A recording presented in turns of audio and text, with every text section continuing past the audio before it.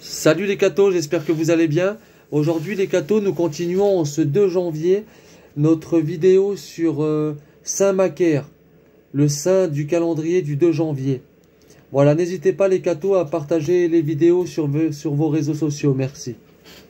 Saint Macaire naquit à Alexandrie, au commencement du IVe siècle.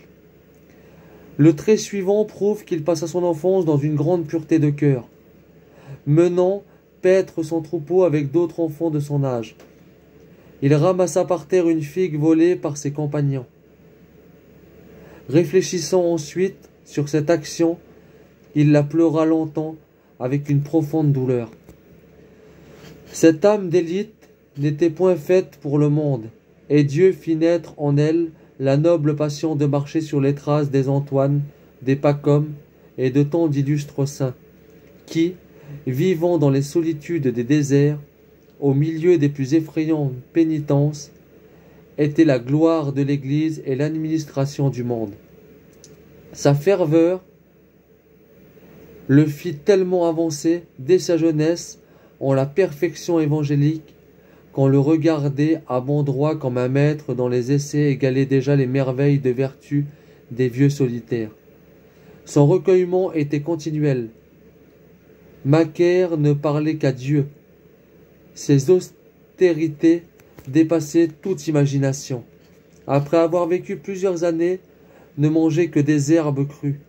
Il en vint bientôt à ne manger qu'une fois par semaine. Non moins admirable était son détachement. Un jour, il présenta lui-même au voleur qui venait de dévaliser sa pauvre cellule un instrument de travail que le malheureux n'avait pas aperçu. L'âme de toutes ces héroïques vertus, c'était la contemplation et la prière. Et il passait ses jours et ses nuits. « Allons, mon âme, disait-il, montez au ciel et méprisez toutes les vanités de la terre. Vous y trouverez un Dieu, créateur de l'univers, que les anges adorent. À lui seul il faut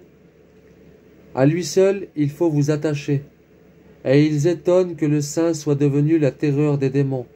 Nulle puissance infernale ne saurait nuire à celui qui s'est complètement vaincu lui-même. » Saint Macaire joignit à tant de gloire celle d'être persécuté par des hérétiques ariens, et s'endormit dans la paix du Seigneur vers l'an 394, après plus de 60 ans passés dans la solitude.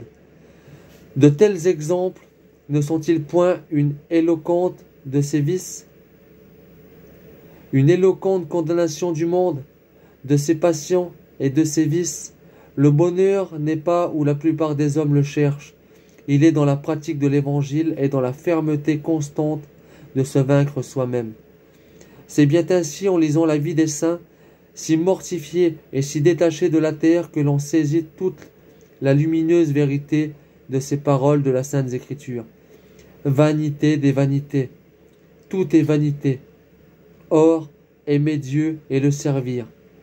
Que sert à l'homme de gagner l'univers s'il vient à perdre son âme? Bienheureux ceux qui pleurent, bienheureux ceux qui souffrent. Que Dieu vous bénisse, et à plus les cathos.